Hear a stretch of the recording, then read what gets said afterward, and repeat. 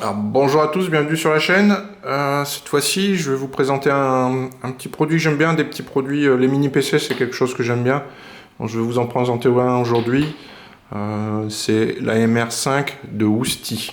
Voilà. Donc, je vais vous faire un petit déballage, je vais dire ce qu'il y a déjà dedans, dans le contenu du carton, qu'est-ce qui est fourni avec, et puis après, je vous parle du mini PC plus en détail. Alors, pour le contenu, bon, vous avez vu le carton d'emballage, c'est classique sur un mini PC, il est assez gros, ça protège pour le transport, forcément le mini PC en lui-même. Une notice qui a l'avantage d'être en français, c'est bien, merci. Un câble HDMI donné, c'est sympathique, merci à vous les gars. Bon bah forcément le câble d'alim et l'alimentation externe. Alors, les caractéristiques du mini PC. C'est un Ryzen 7 5700U, donc on en parle tout à l'heure, vous verrez que voilà, c'est pas pour rien que je vous présente ce produit, c'est qu'il a un petit intérêt. On a quand même un processeur qui est bien plus puissant que bon nombre de mini PC de NUC qu'on peut voir passer. Alors il a un format un peu particulier, on en parle tout à l'heure. Celui-ci il est équipé de 16 Go de RAM DDR4 et puis d'un SSD NVMe de 512 Go. Après on va faire le tour d'un point de vue. Ici vous avez le bouton Power. L'original, celui-ci, hop, on appuie, et puis on voit qu'il y a plusieurs modes de fonctionnement. Donc vous avez un mode, tac, silent, donc ça vous met moins de bruit, les ventilos sont moins audibles. Automatique, ça va gérer entre les performances et le bruit. Et puis ici un mode performance pour donner le meilleur du mini PC. Hop, au niveau de la façade, un port jack pour un casque, un port audio. Deux USB 3 classiques, un USB Type C, merci, c'est sympa, ça y est pas toujours. Puis là je pense que là c'est pour le CMOS si je vous dis pas de bêtises. Sur l'arrière, deux ports USB 3 encore, un port DisplayPort, merci, et un HDMI, un RJ45 et la prise d'alim. Alors juste noter ici que ils sont un tout petit peu en renfoncement, puis là alors le RJ45 il y va sans problème, mais si vous avez une petite encoche, voilà, il faudra bien aller au bout, mais ça gêne pas non plus, mais bon, c'est un petit détail quoi. Caractéristique de ce mini PC, j'étais surpris quand je l'ai ouvert la première fois, je l'ai soulevé d'ici et je dis mince, le capot me reste dans les mains, ça y est, j'ai broyé le boîtier, j'ai dit qu'est-ce que c'est que cette bêtise. Et finalement non, c'est un capot magnétique. Alors l'intérêt, bon, l'intérêt il est que vous accédez directement sans rien dévisser au SSD que vous voyez ici qui est équipé d'un radiateur, donc pour la dissipation c'est mieux. Et puis la RAM ici vous avez 2 fois 16 Go, c'est la marque Lexar, il me semble que c'est une marque qui est quand même assez réputée, donc on a 2 barrettes de 8 et voilà, et le SSD avec son petit radiateur. Donc voilà, l'intérêt, vous avez un deuxième port NVMe ici. L'intérêt que ça s'ouvre aussi facilement, peut-être pour faire du dépannage, si vous comptez réinstaller un SSD NVMe pour le tester, des choses comme ça, voilà, ça peut avoir son intérêt. Après en dehors de ça, bon, l'intérêt il est quand même un peu moindre. Donc voilà. Et puis vous le remettez simplement par le dessous, il y a les encoches, vous les remettez et hop, ça se reclipse. Donc voilà, on a un format de PC qui est original pour moi. D'habitude les NUC ils ont un petit format carré plat. Ici on est en hauteur. Bon, c'est une question de goût simplement. Voilà. Puis comment il fait votre bureau, c'est surtout là-dessus que ça se joue pour savoir comment vous allez le positionner. Alors pour la structure du châssis, hop, bah, c'est tout plastique, hein. Plastique dur, plutôt de qualité. Et voilà, mais c'est tout plastique, vous n'aurez pas d'aluminium, surtout dans ces tarifs-là, je pense que il y a très peu de chances, avec des caractéristiques pareilles, d'avoir un mini PC en aluminium avec un bon pros, etc. Ça me paraît quand même difficile. Donc c'est sur du plastique, bon, d'une qualité plus que correcte, il n'y a pas de souci à dire là-dessus, hein. Donc on verra si ça joue sur le refroidissement. On va parler aussi de la ventilation tout à l'heure, hein. Alors pourquoi je vous présente ce genre de produit sur ma chaîne? En fait, comme je l'ai dit sur une autre vidéo, c'est une chaîne où je vous propose des produits qui sont importés. Et pourquoi on importe des produits? Alors c'est des vendeurs étrangers, la plupart du temps chinois. En l'occurrence, là, moi, j'ai acheté chez Geekbuying, c'est une boutique en ligne, alors, ceux qui ne connaissent pas, qui est hyper connue, et qui est là depuis je ne sais pas combien d'années. Et ils proposent toujours des bons produits à des prix imbattables. Ici, par rapport aux caractéristiques qu'on va voir sur le mini PC, vous allez voir que si vous cherchez l'équivalent en France, sur une marque officielle, Le prix va presque doubler là, je pense. On est facilement sur quelque chose de doublé. Là, il y a un processeur, un Ryzen 7. Pour avoir la même chose en France, c'est compliqué. Hein. C'est quand même pas quelque chose de facile. Donc, c'est pour ça que je vous présente ce genre de produit en import. C'est un peu un bon plan en import. Voilà, alors, voilà. Je profite pour vous faire voir un peu le RGB. Je me mets dans un endroit bien éclairé. Sinon, la vidéo va pas bien rendre dans mon bureau, c'est un peu sombre.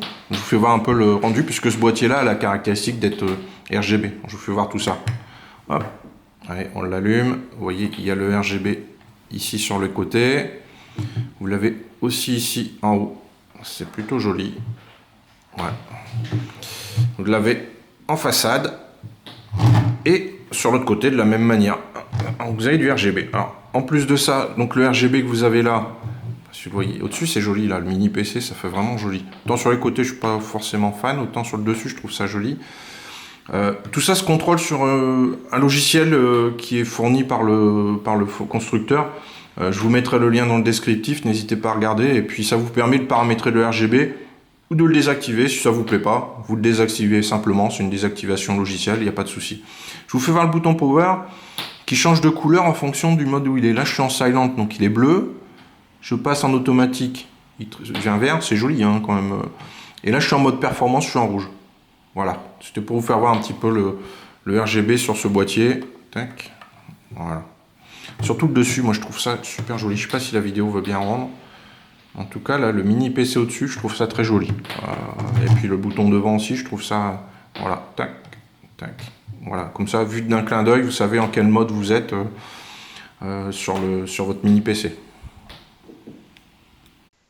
Alors, je vais commencer par vous parler de quelque chose qui m'a un petit peu perturbé au premier démarrage du PC.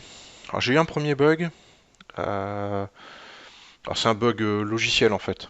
Je vais vous donner la solution tout de suite. Quand je l'ai installé, j'étais branché en Ethernet.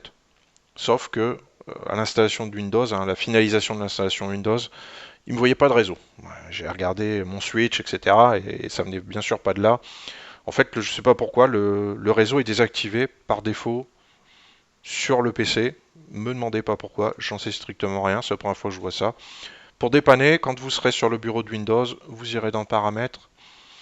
Alors après, vous irez dans ici Réseau et Internet. Alors je sais plus si c'est dans Ethernet ou dans Paramètres Réseau avancé, mais en fait la solution est la même. Vous allez, alors si vous y avez accès, vous allez ici, et vous faites obtenir de l'aide, et vous faites le système de résolution. Là vous avez la même chose, obtenir de l'aide, et vous faites résolution de problème réseau. Et ça va vous activer le réseau Ethernet et puis le Wi-Fi. Et je sais pas pourquoi ça n'a pas marché. C'est une bizarrerie et depuis le PC fonctionne très bien, mais bon je sais pas, c'est désactivé par défaut.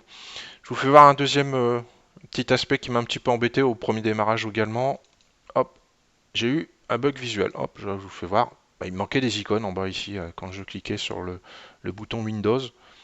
Il me manquait plein d'icônes, j'ai pas compris. Alors le démarrage suivant, ça s'est bien passé. Mais premier démarrage, en tout cas, j'ai eu ce bug-là. Enfin, un troisième aspect, vous voyez ici que on est sur une version de Windows 11 Pro, mais en version pas tout à fait traduite à 100% en français. On le voit ici, normalement, ça devrait être calculatrice, hein, horloge. Alors, la plupart, c'est à 90% français, mais il reste encore beaucoup de termes en anglais. En plus de ça, alors je vais vous donner aussi une solution à ça, parce que en plus de ça, le Windows, il est un petit peu bizarre. Il a été préparamétré certainement par le constructeur parce que vous n'avez pas les notifications d'installation de... Quand vous installez, vous savez, un logiciel, il vous avertit toujours, vous avez des notifications, attention, est-ce que vous voulez, etc. C'est pas le cas ici. Donc moi, ce que je vous conseille, à la réception du PC, vous le démarrez une première fois, le temps que Windows s'active bien vis-à-vis de ce PC-là. Vous rechopez un ISO de Windows 11 Pro français. Ça se trouve sur internet sans problème, hein, sans aucun souci. Vous l'installez sur une clé USB avec le logiciel Rufus, vous verrez c'est super simple. Et vous réinstallez proprement un Windows 11 Pro, au moins vous partez sur une bonne base, ça sera un peu mieux. Mais attendez de faire un premier lancement du PC quand même pour bien activer Windows 11, ça vous évitera de racheter une clé. Voilà. En dehors de ça, après les démarrages suivants, vous voyez là tout se passe très bien. Mais voilà, il y a un petit bug qui m'a un peu surpris et qui m'a fait un peu peur sur le coup, mais bon, finalement, voilà, c'était pas si grave que ça, mais un petit peu chagrinant, mais pas grave finalement. Allez, maintenant on regarde la partie performance pure par rapport au matériel qui est sur le PC. Ici, je vous fais voir, c'est le performance test. C'est les scores qu'on retrouve sur Internet et je voulais juste m'assurer en fait que le processeur était bien exploité complètement parce que vous pouvez avoir des mini PC où le processeur sont un peu bridés et donc vous n'avez pas il n'est pas à son plein régime et il donne pas le maximum. Alors, c'est bridé pourquoi? Souvent c'est bridé par rapport à la chauffe ou des choses comme ça. Ici, je l'ai fait tourner donc je suis en mode performance. Vous savez sur le bouton power parce que là j'enregistre l'écran, vous verrez pas, mais du coup je suis en mode performance pour qu'il libère tout son potentiel. On a un score de 16 696, c'est tout à fait conforme à ce qui est donné pour ce processeur-là, donc ça veut dire qu'il n'est pas bridé, ça veut dire qu'il donnera son plein potentiel et donc aussi bien au quotidien pour faire peut-être du montage vidéo, des choses comme ça, parce que les Ryzen ils servent aussi un petit peu pour ça, aussi bien pour les jeux, vous pourrez en profiter un maximum. Donc ça c'est rassurant, c'est une bonne chose, c'est un point positif. Je vous fais voir un petit peu, alors hop, on va partir ici. Ici c'est un test du SSD NVMe. Les performances sont pas folles, elles sont pas désastreuses, loin de là. Mais voilà, maintenant vous avez des SSD NVMe qui vont beaucoup plus vite que ça. Après au quotidien, vous verrez pas forcément la différence. En usage classique, vous verrez pas de différence. Simplement, si vous faites du montage vidéo, vous avez peut-être, voilà, si vous voulez si vous avez un petit SSD qui traîne par-ci par-là, NVMe, vous en avez des plus performances. C'est peut-être l'occasion de le changer pour du montage vidéo. Pour le reste, je pense que honnêtement, vous verrez pas grande différence, si ce n'est dans des benches comme là, mais la vie, c'est pas les benches qu'on fait à droite à gauche, c'est l'utilisation. Donc là, c'est hyper fluide, il n'y a pas de souci. Vous pouvez même faire du montage vidéo, hein, c'est pas un problème. Simplement, vous gagnerez un tout petit peu plus avec un SSD avec des meilleures performances. Hein. Donc ça, c'est la partie SSD. Bon, par rapport, il faut dire quand même que ça reste par rapport au prix du PC. Là, vous avez un mini PC à moins de 300 euros avec ces caractéristiques-là. Regardez les prix sur une boutique française, sur une marque, vous allez comprendre que c'est normal qu'ils aient gratté un petit peu quelque part. Après, c'est gratté, mais en restant sur des choses très raisonnables. Je vous fais voir un peu le CPU Z. Hop. Donc là, c'est le processeur. Hein. Bon, vous l'avez vu, c'est conforme forcément, c'est le minimum. La carte graphique, bon, on n'aura pas beaucoup d'éléments là-dessus. Enfin, la carte graphique, la carte mère, pardon. Il n'y a pas grand-chose dessus. La mémoire, je vous en ai parlé. 2 slots de 8 Go. La marque Lexar, donc c'est une marque qui est connue en Chine, donc c'est assez rassurant. Hop, vous voyez, vous avez les performances. Et puis voilà la partie pour CPU Z. Je vous parle maintenant vite fait ici de. Vous voyez, le processeur est 4,3 GHz, c'est ce qu'il est censé donner à plein régime, c'est le cas. La température, là je suis en mode performance, donc forcément ce ne sera pas des températures les plus basses. On est à 57 degrés et je suis en train d'enregistrer, donc forcément le processeur il travaille un petit peu. Juste tout à l'heure, quand j'ai lancé ici le test CPU, tout du long, on est à peu près à 75 degrés.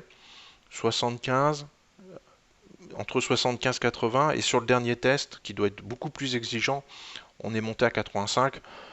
Ça reste pour un mini PC des températures maîtrisées. Et puis, c'est maîtrisé, ça monte un peu, mais les perfs sont pas bridés. Donc, pour le coup, c'est bien géré cet aspect-là. Alors, maintenant, je vais vous parler un peu des performances. En particulier des performances pour les jeux. Donc là, c'est le test Siri. Can you run it? Hein, vous voyez ici.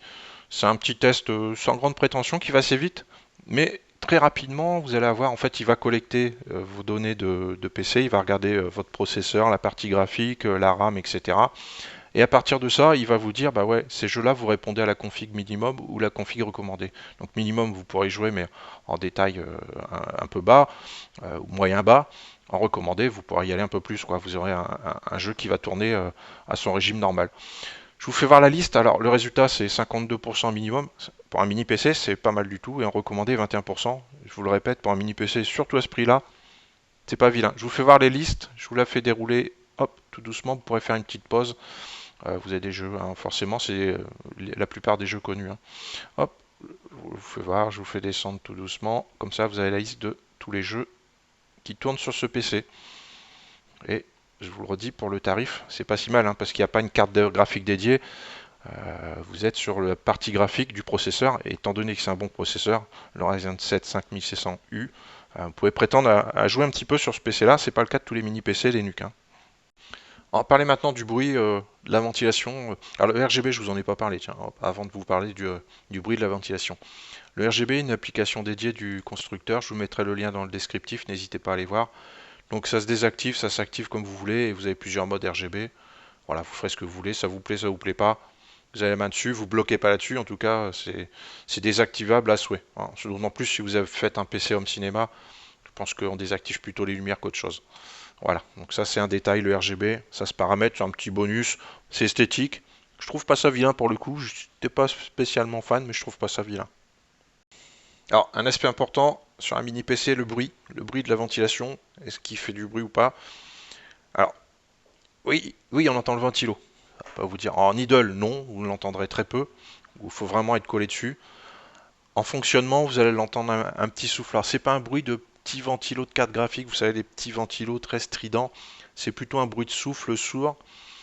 Alors, on l'entend légèrement quand on est en fonctionnement normal et en pleine charge. Alors, comme tout à l'heure, je vous ai dit, hein, c'est pas tous les jours qu'on met en pleine charge, mais si vous faites du montage vidéo, vous allez entendre un souffle dessus.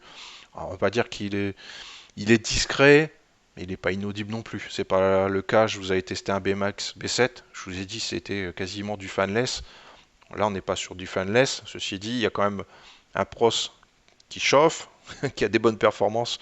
Donc, d'avoir tout pour un prix très réduit, ça paraît quand même compliqué, mais après ça reste voilà, c'est pas un bruit énervant. Mais bon voilà, si vous en faites un PC Home Cinéma, il faudra sûrement vous mettre en mode silent là sur le bouton power pour éviter de l'entendre souffler.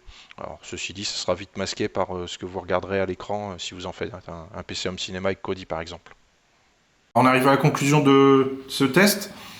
Qu'est-ce que je pense de ce mini PC? Bon, il est bien construit, il n'y a pas de souci. Je vous dirais si pour vous aider à vous décider si c'est pour vous ou pas, s'il est fait pour vous ou pas. Vous avez trois, allez, on va partir sur trois grands critères. Les performances, c'est un PC quand même qui est bien performant. Hein, le Ryzen 7 5700U, c'est pas rien. Donc si vous cherchez un petit peu de performance quand même, malgré tout, ça ira un peu plus loin. C'est pas juste du Kodi, quoi. Vous pourrez faire un petit peu d'émulateur, des émulateurs sympas, vous pourrez aller un peu dessus. Il n'y a aucun souci, ça supportera. Le deuxième critère à avoir, c'est le positionnement.